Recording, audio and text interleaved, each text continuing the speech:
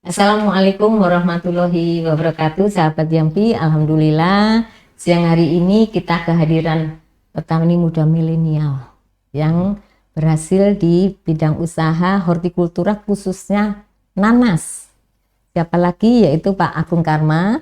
Selamat siang Pak Agung, senang sekali bisa bertemu di Yampi Podcast. Tentunya nanas ini komoditas yang tidak semua orang tahu ya, manfaat dan bisa dibuat apa saja. Dengan podcast ini mungkin dengan Pak Agung bisa menelusuri ya, atau bisa menceritakan nantinya turunan dari nanas ini apa saja. Tapi sebelumnya Pak Agung, mohon Bapak bisa memperkenalkan diri dulu kepada Yampi Podcast, sahabat Yampi ya, bahwa Pak Agung dari mana, kenapa sampai memilih nanas dan sebagainya. Mangga Pak, silakan. Terima kasih sebelumnya Ibu. Assalamualaikum warahmatullahi wabarakatuh. Sahabat Yampi semuanya, seluruh Indonesia. Selamat menonton Yampi Podcast di YouTube Yampi. Ya, terima kasih Ibu undangannya. Pertama perkenalkan diri, nama saya Agung Karisma. Saya dari Subang Ibu. Bergelut di bidang usaha budidaya nanas. Jadi alhamdulillah sejak 2017 memulai usaha budidaya nanas di Subang. Ya, alhamdulillah luasan lahan saya saat itu dari 4.000 meter sampai bisa mengelola sifatnya ya, mengelola, mengkoordinir lahan-lahan milik petani lainnya sampai ke 20 hektar untuk saat ini. Oh, Masya Allah. Nah itu mulai dari pengelolaannya, mulai dari budidayanya hingga ke pasca panennya. Gitu. Nah Pak, untuk budidaya nanas ya, kelihatannya kan itu seperti budidaya turunan ya Pak ya. Kalau di Subang barangkali ya, seperti pagi itu kan bapak kita itu sudah otomatis gitu. Nah nanas sendiri bagaimana Pak? Ya, nanas itu di Subangnya kalau secara geografi ada di Subang Selatan. Di Subang Selatan. Kalau padi itu di Subang Utara. Jadi Subang punya dua komoditas unggulan, satu padi, yang kedua nanas. Berikutnya mungkin sering masyarakat juga dengar rambutan ya Bu ya, untuk komoditas hortikulturanya gitu. Itu di Subang bagian perbatasan dengan Purwakarta. Ya betul Ibu. Memang turun temurun ya. Turun dari sejak yang saya dengar itu dari tahun 70-an ditanami nanas di Kabupaten Subang. Sebelumnya itu memang dari kebun teh Bu, kebun asal-asalnya karya perkebunan nanas alasnya perkebunan teh ya. Perkebunan teh PTPN. Tahun ada yang memulai usaha budidaya nanas, akhirnya menyebar luas. Saat ini sih area tanam budidaya nanas sejauh yang saya tahu itu sekitar 2.000 hektar. 2.000 hektar, iya. Kabupaten Subang. Iya. Iya. Pak, Pak Agung sudah memilih menetapkan nanas sebagai utama ya, artinya profesi lah ya, profesi sebagai petani nanas. Nah ini kendalanya apa Pak? Kendalanya untuk saat ini ya, di ini Bu, apa sih namanya, kalau untuk memenuhi kebutuhan industri itu Bu, kondisi petani nanas di Subang itu masih belum bisa memenuhi secara kualitas. Jadi industri kan ingin seperti spek ada speknya nanas, ya. Spek nanas itu yang misalkan ada dari segi BRICS-nya standar, gitu, dari angka sekian sampai sekian. Nah itu kondisi saat ini tuh masih belum bisa memenuhi permintaan tadi Bu. Tapi secara aktivitas budidaya memang ada yang beberapa yang mempengaruhi itu, seperti musim dan ketersediaan air di beberapa lokasi perkebunan milik warga tadi Bu. Kalau itu kan mempengaruhi ya Bu, secara aspek budidaya mempengaruhi tadi, kita ingin sesuai standar kualitas tapi aspek budidayanya tidak standar gitu. Artinya ada yang kondisi kebunnya itu cukup sumber airnya, ada yang kekurangan, ada yang tanahnya, jenis tanahnya merah, ada yang jenis tanahnya hitam gitu. Nah itu kendala juga bagi kami sebetulnya. Nah, kalau sudah produksi tadi dengan perbedaan lahan ya, Pak ya. Karakteristik lahan. Nah, karakteristik lahannya bagaimana Bapak menjaga kualitas dari produksi ini, Pak? Ya, akhirnya kita adakan semacam seleksi atau sortir ketika panen. Jadi untuk kebutuhan industri ini ya kita siapkan jenis disortasi ya. Disortasi tadi. Jadi tidak menutup celah bahwa yang seperti produk ini sari nanas ini mungkin BRICS-nya yang tinggi. Nah, tapi kalau untuk selai boleh BRICS-nya yang rendah. Jadi itu di-combine gitu ya, Pak. Ya selama ini Pak,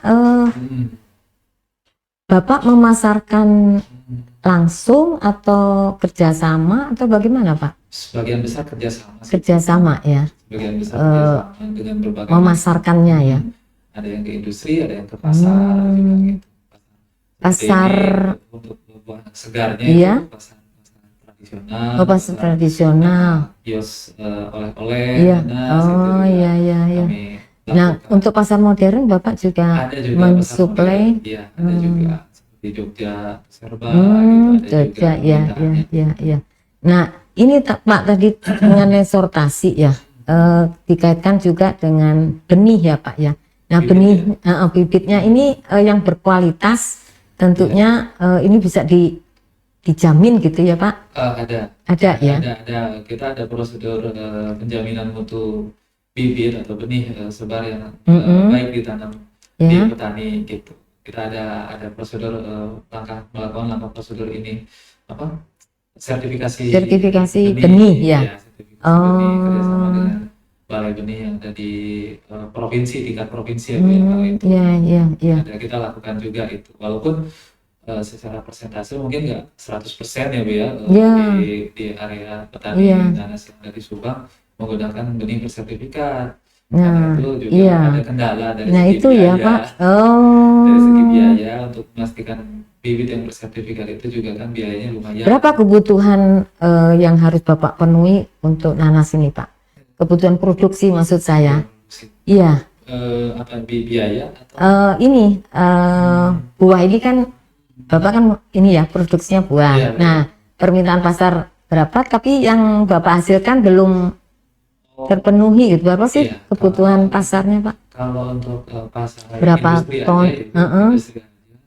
Permintaan untuk saat ini sih 50 ton per bulan itu ada. Nah, 50 ton itu terpenuhi dari kebun Bapak sendiri cukup? Nah, ini kan artinya harus kerjasama dengan petani yang dijamin itu tadi, Pak. Dari iya, apakah menjadi binaan Bapak? Iya, ada mitra beberapa dan itu dari permintaan itu tidak semuanya terpenuhi akhirnya Bu. Gitu. Jadi kita hanya memenuhi mungkin 60%, 70%-nya gitu. Terus juga kan tadi ada aktivitas sortasi yang dilakukan dari total produksi yang kita hasilkan. Sebagian mungkin masuk ke pasar tradisional. Sebagian masuk ke modern. Berarti ada masih peluang dong Pak untuk nanas ini untuk bisa dipenuhi ya. Artinya baik itu pasar modern, tapi pasar tradisional ini udah jenuh atau belum Pak? Oh masih, permintaan ada ya? Iya.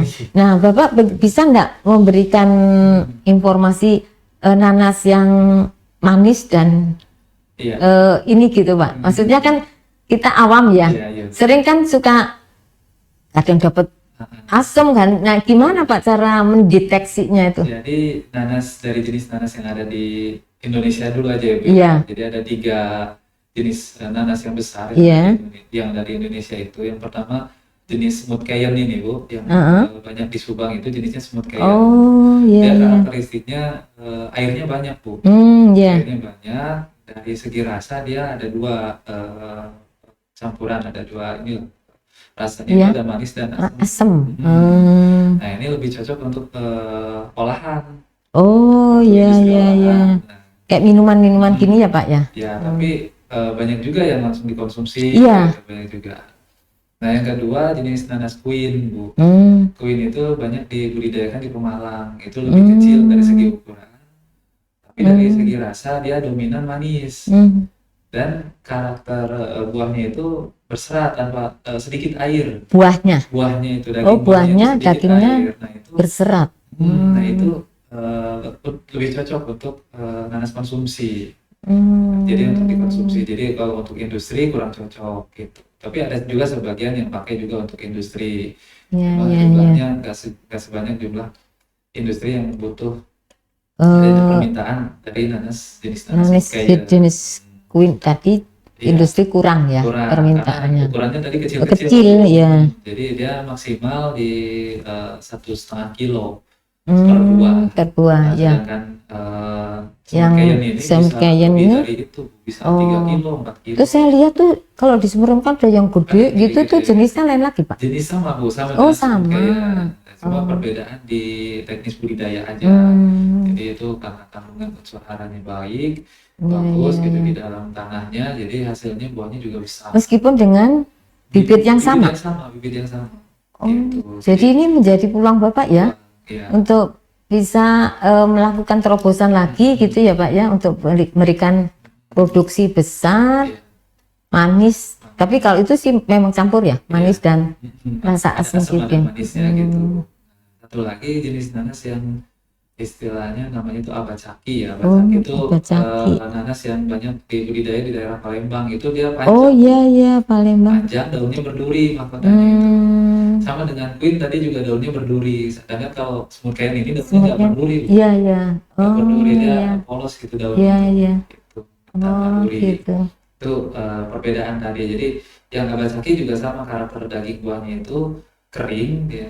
Sedikit air ya, iya. dengan rasanya dominan manis. Manis. Jadi itu yang bagus untuk konsumsi tadi ya. Untuk konsumsi, lebih banyak digunakan untuk konsumsi. Sedangkan untuk industrinya, industri jenis ini. Semangkayan. Oh gitu ya. Tapi ini juga banyak juga yang lebih minat karena dari rasa asamnya itu sensasinya seger gitu. Ya, ya, Gitu, ada yang bilang gitu. Jadi tetap Ya. ada di pasar untuk dijadikan bahan konsumsi, tetap ada, tapi dari segi produksi, jumlah produksi itu dominan 70-80% ke industri Bu ininya. Kalau di Subang ya, 70% ke industri. Ke industri diserapnya. Jadi ya. sebagian kecil aja ke pasar ya. Karena yang terdapat di pasar tradisional itu lebih banyak ini nanas-nanas yang tadi queen, abacaki gitu ya. Dan tidak yang gede gitu Pak. Kalau Iya, yang baik. pasar modern saya lihat besar Ada ya. yang besar. Besar itu jenisnya ini ya. Satu lagi yang jenis hibrida itu Bu, yang hibrida. Oh, ada ya, Pak, ya? Semangkayan dengan queen itu hasilnya MD2. Oh, MD2 itu. MD2. Ya, MD2 itu dikembangkannya di Malaysia awalnya. Cuma sekarang banyak dibudidayakan di Lampung. Untuk jadi nanas. Kalau boleh sebut merek. Iya. Yang merek Sunpride itu Bu. Oh iya itu iya. honey, Oh itu iya MD2. honey iya ya. Itu Oh jadi itu hibrid ya? itu hibrida antara Hibrida semangkayan ya. dengan queen tadi gitu. Dan Jadi itu belum dikembangkannya baru di Lampung oleh doang. Oh perusahaan ya. Jadi emang untuk industri mereka ya barangkali ya Pak ya. Iya, untuk industri mereka satu. Yang kedua juga karena tadi benihnya juga bibitnya nggak sembarangan, akhirnya dikeluarkan gitu ke Kalau hibrida itu kan hanya sekali pakai Pak. ya. Ya rugi juga bagusnya, ya.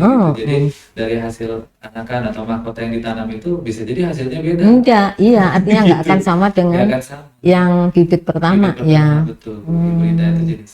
Nah kira-kira kemungkinan itu akan dikembangkan di Subang nggak atau Bapak Agung ada Pernah ada terpikir? yang mau mengembangkan, tapi akhirnya nggak mendukung juga, nggak Karena berkelanjutan. tidak continuous ya. Secara aspek ini Bu, pasar Hmm, gitu, aspek pasarnya belum ketemu. Jadi kalau untuk di Subang iya iya. memang lebih iya. cocok untuk dikembangkan jenis Yang nanas jenis yang ini ya. lokal Subang, Lokal, sesuai iya. dengan karakter wilayah, kecocokan wilayahnya di Subang. Kemudian dukungan pasar juga ada di Subang. Gitu. Artinya ke wilayah-wilayah sekitar seperti Jakarta, Iya. Karawang, Bandung yang ada industri-industri tadi itu dari Masih segi jarak masuk ya. Iya. Bahkan ada yang lebih paling jauh itu Surabaya, Kediri, Oh, Surabaya. Nanas Subang itu Bu. Oh, Gitu. dikirimnya ke sana ya untuk industri di sana Iya, untuk gitu. industri yang ada di Jadi rupanya industri nanas ini berkembang ya Pak ya di daerah ya. berkembang kembang. Yang kita tahu kan hanya Subang ya, Iya. tapi di daerah pun Di ini ya daerah Pak. juga ada juga di daerah lain juga Iya. yang sekarang mulai ingin mengembangkan jenis yang Iya. sama, juga ada beberapa. Menurut Pak Agung ini peluang yang bagus ya, artinya nanas ini kalau bisa dikembangkan ini menjadi peluang bisnis yang bagus atau Sangat Bu. ini Pak, menurut Pak Agung Sangat Bu. masih terbuka? Masih terbuka, Oh, masih terbuka. Asal pengelolaannya baik. Iya. Gitu. Ya ini untuk daerah lain bisa jadi peluang dan ancaman juga sekaligus untuk yang di Subang. Artinya yang di Subang, petani Subang ya harus itu ya Pak ya, meningkatkan betul-betul saatnya itu. Jadi kalaupun kita kalau kita gini-gini aja gitu, bisa jadi ketinggalan dengan wilayah lain yang tadi melihat potensi nanas Subang yang sedemikian rupa, tertarik ingin mengembangkan, akhirnya dikembangkan oleh daerah itu. Oleh daerah lain gitu. Padahal itu bibitnya tergantung oleh Subang. Ya untuk saat ini stoknya ya ada di Subang. Ada di Subang kan Pak. Jadi area terluas di Jawa Barat dan di Indonesia. Di Indonesia atau di Subang? Untuk nanas paling luas itu Lampung. Yang kedua di Sumatera Utara. Yang ketiga baru Jawa Barat. Jawa Barat di Subang. Iya. Gitu. Tapi kalau Lampung kan tadi itu ya hibrida kan Pak? Iya, jenisnya banyak variatif. Iya, artinya mereka dikenalnya yang hibrida. Sedangkan lokal itu tadi itu ya. Subang, Sumatera, Medan gitu ya. Gitu. Bedanya gimana Pak? Medan yang ada di Sumatera itu hampir mirip sama Bu. Jenisnya yang dikembangkan semut kain juga. Gitu karena perbedaan di karakter lokasi gitu, tanah dan lain-lain. Akhirnya mereka jadi terpengaruh oleh manis. Ini ya Pak ya. Lebih manis ini atau unsur hara yang ada di daerahnya ya berarti. Betul. Jadi belum tentu dengan bibit yang sama hasilnya sama ya Pak? Betul, belum tentu. Oh iya. Balik lagi ke pemeliharaan, pemupukan, pengairan juga. Budidayanya berarti faktor budidaya ini menjadi kunci ya Pak untuk hasil produksi itu ya Pak ya. Iya, sehingga betul kata Bapak kalau petani Subang tidak mengubah tadi itu ya peningkatan kualitas. Bagaimana Bapak bisa memberikan ini Pak kepada petani Subang sampai sejauh motivasi untuk bisa kita bersaing loh ini gitu Pak? Ya sampai saat ini masih tetap dilakukan Bu, dengan tadi penyampaian informasi bahwa ada kebutuhan dari industri ini menginginkan speknya seperti ini gitu. Terus industri-industri juga berkembang akhirnya, yang tadinya hanya 1, 2, 3 pabrik akhirnya sekarang makin banyak. Jadi kalau bukan kita yang mengambil kesempatan ini bisa jadi diambil daerah lain gitu, bukan di daerah lain. Nah peran dari kalau pertanian ya Pak, ini peran penyuluh berkaitan dengan pertanian khususnya nanas, bagaimana mereka? Ya kalau untuk saat ini sih memang penyuluh yang ada di dinas itu kan lebih difokuskan ke tanam pangan ya. Nah alhamdulillah saya juga dari tahun 2019 itu sudah dirangkul lah oleh dinas pertanian sebagai penyuluh swadaya. Oh penyuluh swadaya. Oh Bapak penyuluh swadaya juga. Penyuluh swadaya. Berarti dengan Pak Haji Otong apa itu ya? Yang dari Bandung ya. Betul. Penyuluh swadaya kemudian didorong untuk buat P4S gitu ya. Alhamdulillah lah Bu dari sejak 2 tahun sejak tanam nanas itu ya dipercaya, akhirnya ya saya berkontribusi ingin berkontribusi untuk masyarakat terutama petani nanas supaya hasil pertaniannya lebih baik. Iya. Jadi nanas ini menjadi kawasan ya Pak di sana di tempat Bapak. 3 kecamatan sih Bu lebih tepatnya. Iya. Jadi kawasan nanas gitu ya Pak, sehingga kalau tersentral gitu kan lebih mudah ya Pak dalam hal yaitu pembinaannya dan sebagainya. Jadi tidak menurut Bapak masalah apa sebetulnya untuk bisa menghasilkan nanas dengan kualitas terbaik ya selain dari bibit tadi, karena bibit kan bisa penuhi ya Pak? Iya bisa dipenuhi bibit. Jadi sumber bibit itu banyak Bu, kalau di nanas tuh ada dari mahkota juga bisa. Jadi, tapi yang terbaik Pak? Yang terbaik itu tetap di tunas. Dibongkar itunya? Tunasnya, anakan ya. Yang kedua mahkota juga bagus. Oh, juga bisa ya. bisa. Hanya kelemahannya di ini apa namanya, di lama waktu untuk pembibitannya lama ya. Bisa beda 2 sampai 3 bulan perbedaannya. Kalau lebih cepat tunas itu ya, anakan itu. Gitu. Jadi tidak perlu disemai dong, Pak? Tidak perlu disemai. Enggak ya, jadi langsung ya, Pak ya? Ya, langsung. Kalau dari sumber dua sumber tadi bisa langsung kita disemai. Itu kalau tadi misalkan perbanyakannya biasanya dari kultur jaringan ya. Nah sekarang dari produksi Bapak berapa? 1 hektar itu sekarang rata-rata 25 sampai 30 ton, Bu. Oh, 25. Nah, ini ada persentase untuk bibit gitu? Tidak? Ada dari anakan yang muncul itu, itu biasanya antara 1 sampai 2 itu. Nah, yang anakan 2 itu tadi sortir untuk bibit ya. Iya. Jadi menurut Bapak kualitas bibit itu sangat ditentukan oleh perbanyakan tunas. Nah, tunas ini apakah secara umum itu bisa digunakan semua, ataukah di wilayah atau daerah yang umpamanya dekat dengan sumber air, atau gimana Pak cara? Kalau secara tumbuh sih sebenarnya relatif sama ya Bu, setiap tanaman. Ya tadi tidak mengandung tidak becek lah itu ya. Kandungan airnya tidak terlalu tinggi. Untuk karakter nanas sendiri sebetulnya dari bibit, mau itu dari mahkota atau dari tunas itu sama sih kalau untuk penanaman. Gitu. Waktunya berapa Pak untuk 1 tahun kurang lebih? Oh, 1 tahun. 1 tahun. Jadi 1 tahun itu dia masuk ke fase generatif. Ya. Nah, 3 bulan kemudian berarti total 15 bulan untuk dipanen. Jadi panen tuh setahun sekali ya Pak? Setahun sekali. Nggak kayak padi ya Pak ya? Iya.